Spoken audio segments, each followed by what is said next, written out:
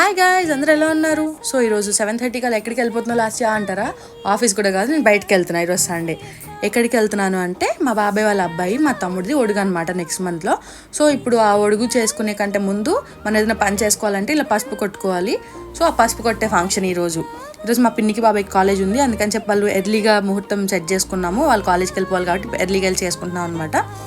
అమ్మ, అత్తయ్య, పిన్ని, సుజాత ఆంటీ ఇంకా పాపయ్య అందరూ కలిసి పసుపు కొట్టారు. మనం కూడా కొట్టాలి కదా, మనం వీడియో తీసుకోవాలి కదా, అందుకని చెప్పి నేను ఇన్వాల్వ్ అవ్వలేదు.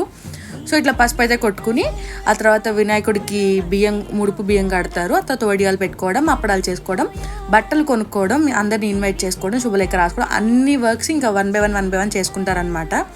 ఈరోజు అయితే ఇట్లా పసుపు కొట్టుకుని అందరికీ తాంబూలం ఇచ్చుకున్నారు.